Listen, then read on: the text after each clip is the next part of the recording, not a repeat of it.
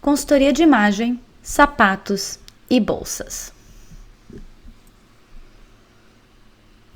Assim, mantenham-se firmes, cingindo-se com o cinto da verdade, vestindo a couraça da justiça e tendo os pés calçados com a prontidão do Evangelho da paz. Efésios 6, 14 a 15.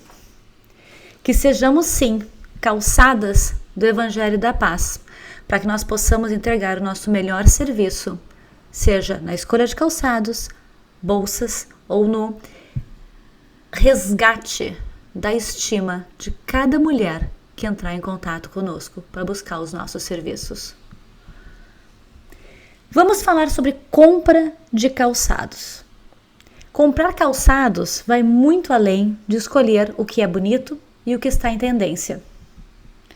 Temos que lembrar da necessidade da compra. Antes de levar as nossas clientes para comprar um calçado, precisamos entender com ela o que ela precisa, para quando ela precisa e o que para ela é determinante nessa escolha, em termos de conforto, em termos de imagem. Qual o estilo de vida dessa cliente? Ela caminha muito? Ela anda de ônibus? Ela dirige? Será que ela pega o metrô? Cada lugar desses, cada meio de transporte vai inserir uma necessidade diferente de acordo com esse estilo de vida. A cor. A cor do sapato, sim, tem maior flexibilidade e liberdade na hora de nós escolhermos. Entretanto, quanto mais dentro da cartela da cliente ela estiver, mais fácil de coordenar ela vai ser. Linhas horizontais vão sempre cortar o visual. Podem alargar o tornozelo, podem alargar o pé. Muito cuidado com tiras, com canos de bota. A espessura do salto tem que estar em proporção com a espessura das pernas dessa mulher. A altura do salto, por sua vez, vai estar em proporção com a altura dessa mulher. Quebras no visual.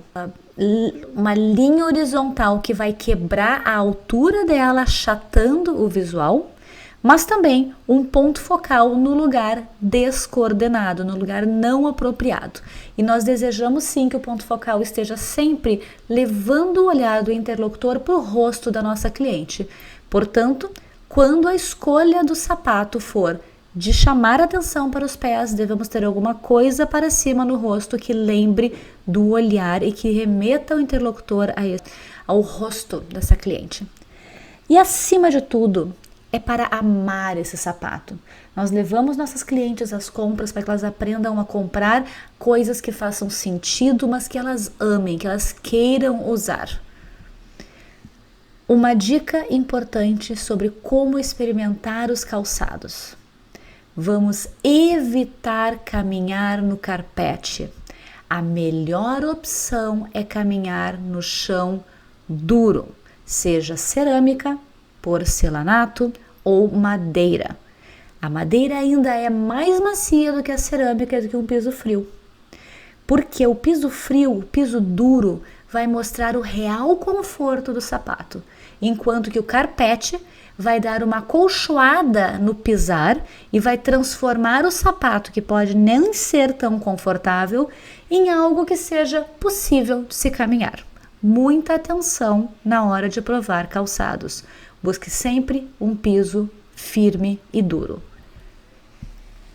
Como que nós vamos coordenar os calçados na imagem da nossa cliente, neste look que nós vamos criar para a cliente?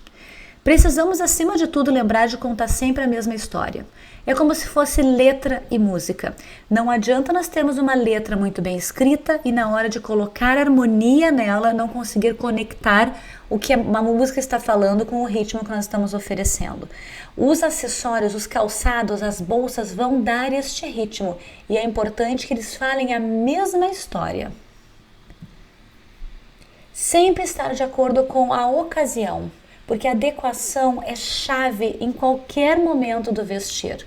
Estar adequado para o parque é tão importante quanto estar adequado para uma cerimônia, porque isso vai fazer com que nós estejamos interagindo com a nossa maior capacidade de socialização e de conforto. Proporções. Os calçados devem estar em proporção com o tamanho de quem os veste. Se eles forem maiores, mais grosseiros do que a pessoa, vão dar uma sensação de estar preso ao chão. Se eles forem delicados, muito mais singelos do que essa mulher, vai parecer que eles vão quebrar e não vão dar suporte a ela. Eles não precisam ser da mesma cor. Eles podem trabalhar como uma forma de contraste ou como uma forma de harmonia. Entretanto, para facilitar a vida da nossa cliente, é sempre melhor que nós escolhamos os calçados que estejam sim dentro da sua cartela. Ela pode optar por calçados fora da cartela? Sim. Porém, ela vai ter que ter a nossa orientação no detalhe de como coordenar cores que não estão dentro da sua cartela natural. Corresponder à coloração facilita o trabalho da nossa cliente. Ela vai conseguir coordenar melhor a cor do sapato com a cor das roupas, mas ela vai aprender também a fazer coordenações que não sejam as mais óbvias. Brincar com a tendência pode ser uma forma de alterar o guarda-roupa de uma maneira simples e fácil, afinal de contas, às vezes um calçado diferente pode mudar todo um look, mas também pode ser a inspiração para fazer uma compra de maior durabilidade dentro do estilo pessoal daquele cliente. Como consultoras, nós devemos sempre evitar o previsível. O previsível é aquilo que o nosso cliente faria sozinho. Temos que dar opções e mostrar como sim eles estão ganhando um valor muito grande por ter nos contratado. Lembre sempre de contemplar o biótipo dessa cliente, de levar em consideração o aspecto da saúde e a imagem como um todo, mas que essa imagem não pague o preço do desconforto e de algum problema no futuro, por exemplo, com coluna. Vamos falar sobre a escolha de salto alto. E aqui existe uma maneira de nós facilitarmos o conforto deste salto. É simples. Basta olhar a distância entre a base do pé e o salto em si. Quanto mais próxima essa distância, mais desconfortável o calçado. Quanto mais distante, mais confortável ele vai ser. Existe sim altura ideal para salto alto. Nós temos 3 medidas a considerar. A primeira é a medida saudável, a altura saudável, que é aquela que vai dar apoio, vai dar suporte para o corpo, mas não vai trazer nenhum desconforto. É aquele salto que vai no dia a dia. Tem a altura diária, que é uma caminhada curta para resolver problemas do dia a dia, trabalho. E a altura de festa, que é o esforço máximo que o nosso corpo suporta na dobra do pé e no peso sobre o pé. A altura ideal do salto é de entre 2 e 3 centímetros. Normalmente, nós podemos até ter essa ideia do salto ideal com a medida das 8 cabeças. Nós vamos medir a cliente e perceber se ela tiver uma perna mais curta em relação ao tronco, vamos botar aquela altura, aquela diferença justamente no salto, trazendo novamente o equilíbrio para o corpo dela. Se ela não tiver essa diferença na perna, que a perna de verdade está em proporção ao tronco, nós vamos utilizar essa medida de 2 a 3 centímetros apenas pelo conforto natural que o corpo nos pede para caminhar melhor, com mais conforto. O salto médio, que é a altura para o dia a dia, aquela altura que vai para caminhadas curtas, para quem trabalha no escritório, para buscar e levar filho na escola, varia de 3 a 5 centímetros. Ele vai alongar o corpo sem danificar a coluna, sem trazer um peso maior aos pés. O salto festa é aquele que vai de 7 a 12. E a capacidade de suportar 7 a 12 varia de mulher para mulher. Esse é o limite suportável de um salto por um corpo, porque a gente coloca muito mais peso na ponta dos pés quando usamos um salto. Isso é para pouco tempo de uso, para pouco movimento, festas, formaturas, casamentos. Invariavelmente esse salto ele é mais encontrado à noite do que durante o dia, simplesmente pela facilidade de nós podermos estar mais sentados, mais confortáveis em locais que não exigem tanta caminhada, tanto esforço das nossas pernas. Mas e agora? Será que tem como a gente descobrir o salto perfeito para cada pessoa? Tem. E agora a gente vai entender por quê? Porque para mulheres menores o salto menor faz mais sentido e para mulheres maiores o salto maior vai fazer mais sentido. Tenho certeza que você vai correr agora e pegar uma fita métrica. Então vamos lá, te dou um minutinho para fazer essa busca aí pela fita métrica. Voltou? Então tá, olha só.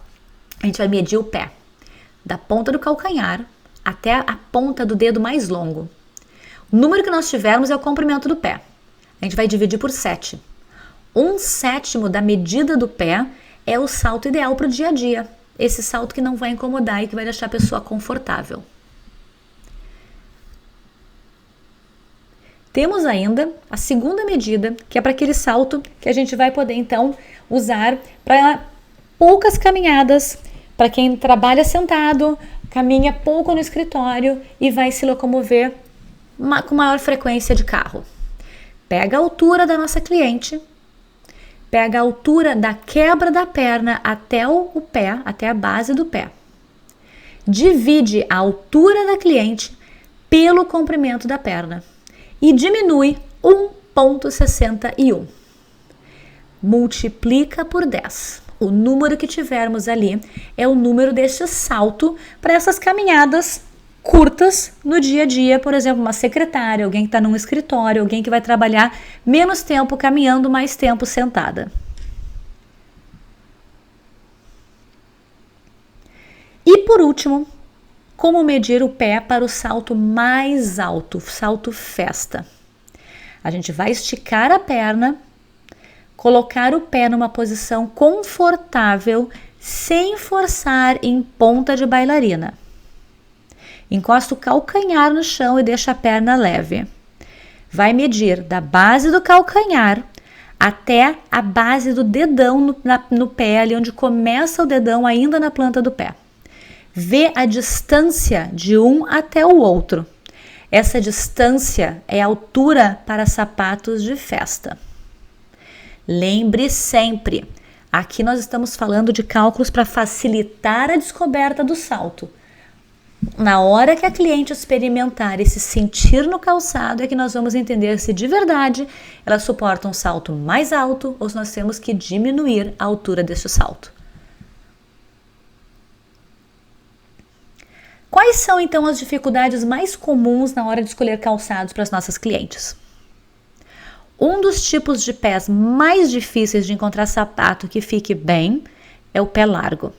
Pé largo com dedos curtos, porque os dedos curtos não conseguem fazer a curva para entrar na parte mais afinada dos calçados. Joanetes dificultam muito, pés chatos, pés altos e arqueados. Muitas vezes nós vamos ter que fazer o uso de palmilhas para ajudar a cliente a utilizar esse sapato. Outras vezes, vamos utilizar a técnica de escolher um sapato que seja mais largo na sua forma. Aqui nos Estados Unidos é muito comum poder comprar um sapato que seja, por exemplo, tamanho 6,5 mais largo, tamanho 6,5 mais estreito. No Brasil isso é um pouco difícil, porém há poucas fábricas que sim fazem. Uma alternativa é o sapato feito sob medida. Embora ele custe muito, ele traz um resultado duradouro e de muito conforto para as clientes que têm pés mais difíceis de vestir. Sugiro que, nos casos de clientes com tais dificuldades, converse com o ortopedista de sua confiança, tenha ele em sua lista de contatos, para que tenha então sugestões e referências de como resolver o problema da sua cliente, tentando sim entregar um pouco mais de estilo para a imagem de quem tem dificuldades na hora de calçar. Curiosidade sobre o salto alto. Vocês sabiam que lá antes mesmo do século XVII, os açougueiros no Egito usavam sapatos plataforma exclusivamente para ficar distante da sujeira do chão? Imagina um açougue, a sujeira de sangue, de carne caindo, eles não queriam pisar nisso. Aí nasceram as plataformas. E sim, nós sabemos que o talon rouge, que é o salto vermelho, teve o seu início pelo uso de nobres, né? A realeza usava o salto vermelho. E com o passar do tempo, com o quanto as mulheres queriam então ter esse status de realeza, esse status de nobreza, acabamos tendo então o salto vermelho, o solado vermelho de Labutã. Usar o calçado como uma função para alongar ou mesmo encurtar. Uma das formas mais comuns de nós alongarmos é usar o sapato de bico fino. Ele realmente dá uma sensação de uma perna ou um pé alongado. Em contrapartida, o bico arredondado vai encurtar. As cores com brilho vão alongar ou expandir e as cores opacas elas vão encurtar. Pense muito nisso antes de escolher os calçados da sua cliente. Lembre, quando ela estiver usando uma cor que segue a última cor que acontece na perna, seja a sua pele, uma meia calça ou uma calça, o sapato que vai alongar é exatamente o sapato que estiver nesta última cor acontecendo na roupa, na imagem, no look que ela está compondo. Proporção. Mulheres grandes, proporções grandes, sapatos grandes, saltos grandes. Mulheres pequenas, mulheres delicadas, proporções pequenas, saltos mais finos, mais delicados.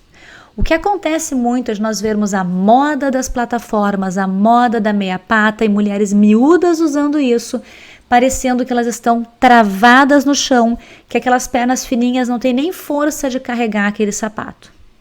Em contrapartida, mulheres grandes, com quadril largo, com coxas grossas, com pernas que são mais espessas, usando um salto fino muito alto, vão dar a sensação de que aquele salto pode a qualquer momento quebrar. Aposto que você já deve ter visto alguém caminhando na rua e o salto dando aquela sacudidinha que a gente tem certeza que em pouco tempo ele não vai suportar o peso que está sobre ele. O sapato é suporte e como suporte ele deve ser firme o suficiente para o peso que está sobre ele. Vamos sempre considerar essa proporção. Se a mulher é robusta, ela vai poder usar um sapato robusto. Mulheres delicadas vão usar os sapatos mais delicados. Considerando a cor. Algum tempo atrás no mercado se introduziu a cor nude. E muitas pessoas compraram o sapato nude achando que estavam usando o sapato para alongar a sua silhueta. Hoje já sabemos que não. O nude equivale à cor natural da pele de alguém. Nude em inglês é nu, ou seja, é a cor do sapato que vai trazer o aspecto do pé estar nu, de não ter calçado, de ser uma linha única da perna até o pé. Assim sendo, há mulheres de coloração quente que vão ter então uma cor nude quente, enquanto outras de coloração fria vão ter a sua cor nude sendo fria. Algumas vão ir para o brilho, algumas vão ir para o opaco, algumas vão ser mais rosadas, outras vão ser realmente mais brancas, outras vão ser marrom. A cor da pele é a cor nude de cada pessoa. Importante cuidar que o uso do nude, quando for com uma meia calça, a meia deve ser a cor da pele. A pele, a cor do sapato. E a quebra de uma meia, de uma legging, de uma calça, atrapalha todo o visual. O que nós vemos aqui é um erro grande de imagem. Não só pela coloração, mas também pelo estilo imposto aqui, onde nós estamos com uma calça extremamente esportiva, com meia e ainda com um sapato de brilho e de salto. Não faz o menor sentido, são histórias diferentes. Aqui o que nós temos é uma calça preta, um sapato claro numa pele clara. O que acontece aqui é a percepção de que o pé é muito grande, não necessariamente de que alongou a perna. O pé fica maior.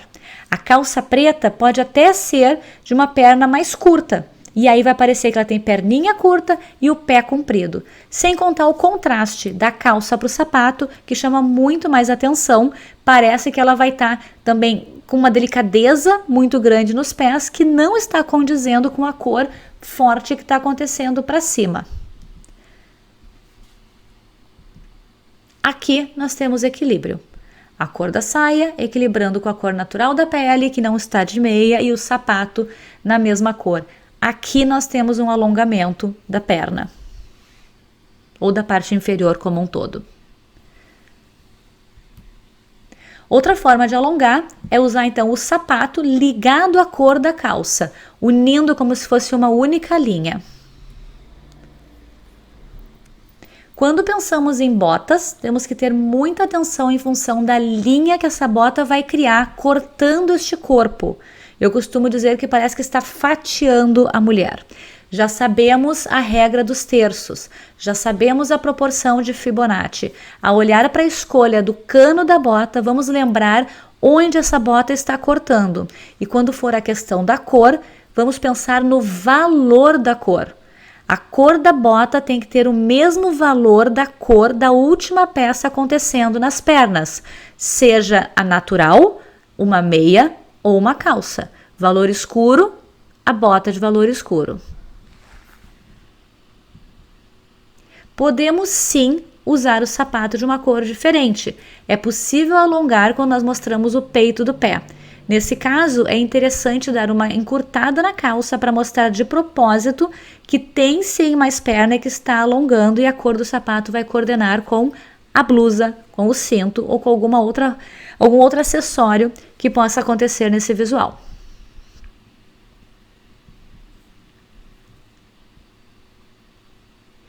Pensando no equilíbrio da cor em relação à coloração natural e à escolha da roupa. Quando uma pessoa de coloração escura escolhe uma cor escura e coordena com um sapato claro, dá a sensação de fragilidade, de fraqueza na parte dos pés. Sem contar que chama o olho exatamente para os pés, tirando o foco do rosto. Quando uma pessoa de coloração clara escolhe cores claras na sua roupa e coloca um sapato mais pesado e escuro nos pés, ela dá a sensação de que ela está plantada no chão, de que aquele pé é mais pesado do que o resto do corpo e que vai ser difícil caminhar, e também leva o olhar para baixo, porque nós não temos uma unidade na imagem. Trazendo aqui a ideia para uma mulher negra, de roupa escura, com calçado escuro, nós olhamos para ela e percebemos sim seu rosto, porque há uma unidade, a coerência entre tudo o que está acontecendo neste corpo, essa imagem como um todo está coerente, sem contar que é a Michele. Já na direita nós temos uma loira com cores claras e o calçado também claro. Ela está contemplando a sua coloração natural e tudo está em equilíbrio, permitindo que nós possamos olhar para ela e não existe uma distração para os pés. Algumas dicas gerais na hora de escolher o calçado. Lembre sempre de quanta atenção esse sapato vai trazer, vai chamar para os pés. Precisamos pensar no conforto que vai ter no posicionamento desse salto. Linhas horizontais, tiras, canos de bota vão criar linhas no corpo partindo a perna ou o tornozelo ou mesmo a parte mais alta como o joelho da pessoa. É importante perceber se essa quebra acontece num lugar que não atrapalha a imagem. A espessura do salto tem que estar de acordo com a espessura da perna, mostrando proporção. A altura do salto já sabemos escolher de acordo com a altura de cada cliente. As quebras no visual são importantes para a gente evitar. Afinal de contas, o que nós desejamos é que nossos clientes sejam um todo, que façam sentido e harmonia para as pessoas que estão olhando. Ponto focal. Precisamos evitar que o sapato seja ponto focal. Entretanto, quando ele for, temos que ter elementos próximos ao rosto que levem o olhar de volta para o rosto do cliente e que nós não fiquemos, então, distraídos com a parte inferior, principalmente os pés. Contraste com a pele. Se o sapato tiver uma cor muito diferente da pele ou da última peça acontecendo, o ideal sim é incluir uma meia para haver equilíbrio na troca de cor, que não seja uma quebra na linha, uma quebra no visual. Valor da cor do sapato deve estar adequado com o valor da última cor acontecendo naquele visual. O calçado transforma a linguagem do corpo e a sua atitude. Ele ergue você física e emocionalmente. Sim, Christian Louboutin está certo. E também, depois de uma pesquisa feita por aqui, ficou muito claro para as mulheres que Christian Louboutin entende muito de sapatos, muito de moda, muito de mulheres, mas pouco de conforto. Numa pesquisa foi então informado, né, foi descoberto que os calçados Louboutin são os mais desconfortáveis para a mulher. Bolsas. As bolsas. Quer conhecer uma mulher? Conheça a sua bolsa. O desejo da mulher é ser como a bolsa é do lado de fora, mas é o lado de dentro da bolsa que conta a sua verdade.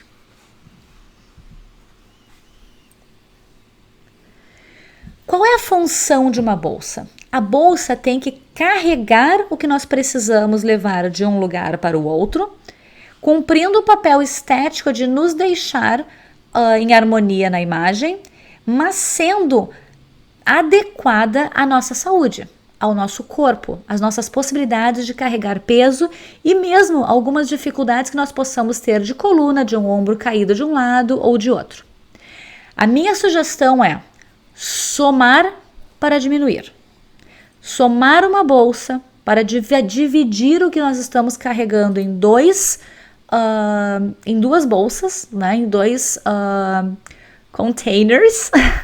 Nós vamos dividir, então, tendo duas bolsas e diminuir o peso, diminuir o desgaste, diminuir o cansaço do corpo e o peso nos ombros e na coluna.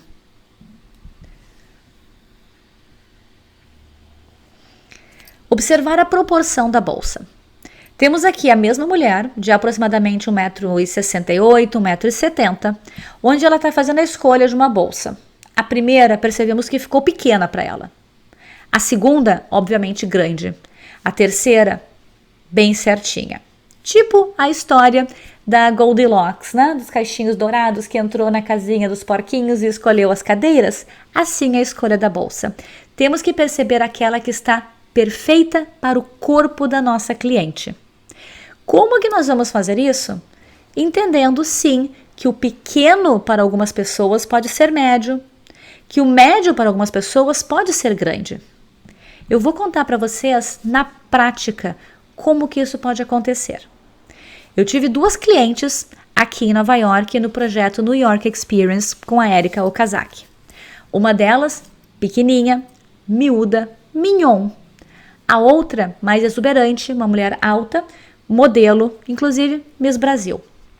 As duas queriam comprar uma bolsa Chanel. E as duas saíram daqui com uma bolsa Chanel do mesmo tamanho.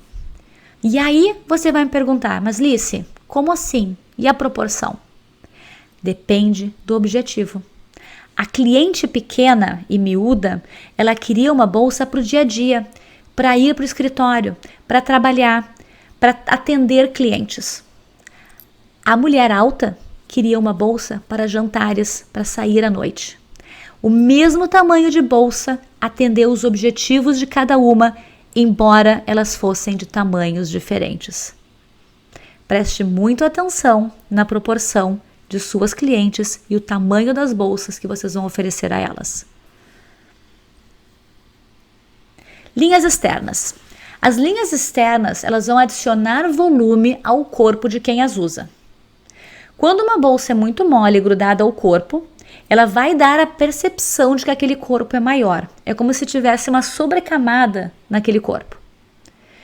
Quando temos uma bolsa maior, principalmente mais macia, o ideal então é que ela seja carregada no braço, distanciada do corpo para que não haja essa adição de volume ao corpo. Uma bolsa que é mais durinha, estando em proporção ao corpo, ela não vai dar a sensação de estar grudada e estar aumentando o volume do corpo. Uma maneira de nós percebermos se a bolsa está adequada, se está aumentando o volume do corpo ou não, é fazer o teste da sombra. Teste da sombra? Como assim? É fácil. Coloque a bolsa como você vai usar. Coloque a bolsa na sua cliente como ela vai usar, seja no ombro, seja no braço, seja trespassada. E faça o teste. Veja como que a imagem dela vai ficar na sombra. Observe no chão a percepção que vai se ter desse corpo. Olhe ela de longe e veja qual o efeito dessa bolsa sobre o corpo dela. Está aumentando as proporções? Mulheres pequenas não querem ficar com um quadrado grande na frente delas, aumentando suas proporções. E as mulheres grandes também não querem parecer maiores ainda. Outra coisa importante a observar é o formato que isso pode adicionar ao corpo. Às vezes ele fica inapropriado. É importante nós prestemos atenção, sim, em como esses acessórios estão sendo posicionados no corpo. O teste da sombra não falha. Observe. Pense, você vai ser capaz de perceber se isso está adequado ou não. Vamos falar um pouquinho sobre números. A parte financeira, vamos investir em bolsa agora. Você já deve ter investido na bolsa de valores, mas já investiu em bolsas? Já comprou bolsas como se fosse investimento? Bom, em 2014 foi feita uma pesquisa e se falou das bolsas mais vendidas no mercado. No lado das mais vendidas, encontraram-se então a Ralph Lauren, com a bolsa mais vendida naquele ano. Já na direita, como a menos vendida, foi encontrada a Hermès. Não é nenhuma surpresa que ela tenha sido a menos vendida.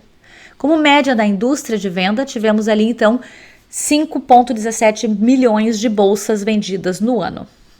A Ralph Lauren despontando com mais de 12 milhões de bolsas. Isso, na verdade, poderia nos refletir também alguma questão de problemas, né? As bolsas mais vendidas, em maior produção, podem vir a ser também as que dão maior reclamação.